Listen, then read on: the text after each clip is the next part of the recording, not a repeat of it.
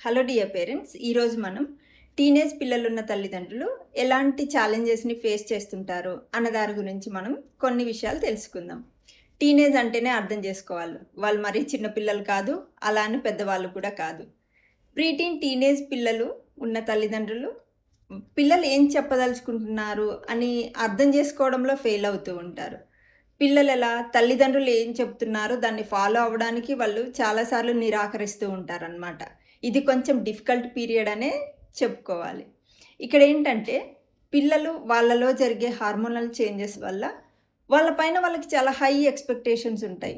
వాళ్ళ నిర్ణయాలు వాళ్ళు తీసేసుకోగలము, నేను చేస్తున్నది కరెక్ట్ అన్న ఒక ధోరణిలో పిల్లలు ఉంటారు.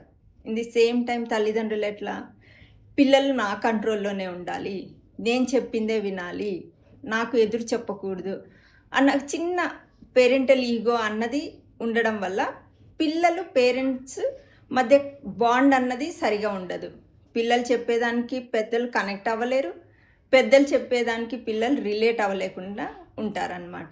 సో ఇక్కడ మనం యాజ్ ఎ పేరెంట్గా గుర్తించాల్సింది ఏంటంటే పిల్లల్లో జరిగే హార్మోనల్ చేంజెస్ వల్ల వాళ్ళ ప్రవర్తన ఇలా ఉంది అని ఒక చిన్న విషయాన్ని మనం మైండ్లో ఉంచుకొని వాళ్ళు ఏం చెప్పదలుచుకున్నారు, వాళ్ళు ఏం చేయాలనుకుంటున్నారు అన్నది వాళ్ళకి కొంచెం స్పేస్ మనం ఇవ్వగలిగితే, వాళ్ళ ఫీలింగ్స్ని మనం గౌరవిస్తే, మనం వాళ్ళు ఏం చేయాలనుకుంటున్నారో యాజ్ ఎ పేరెంట్గా ఒక స్టెప్ బ్యాక్ ఉండి వెనక నుంచి మనం కొంచెం గమనించగలిగితే ఈ ఏజ్లో పిల్లలతో మనం మంచిగా కనెక్ట్ అవ్వగలుగుతాం.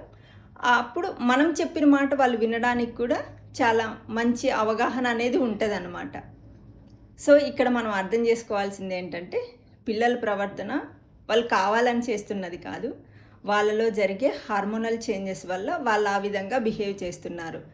అది మనం గుర్తుపెట్టుకొని వాళ్ళకు కొంచెం స్పేస్, వాళ్ళు కావాలనుకుంటున్న కొంచెం ఫ్రీడమ్ మనం ఇవ్వగలిగితే ఇక్కడ పేరెంట్స్ టీనేజర్స్ మధ్య బాండ్ అనేది చాలా చక్కగా ఉంటుంది. పిల్లలు మన దారిలోకి ఆటోమేటిక్గా వచ్చి పేరెంట్స్ మాట వింటారు.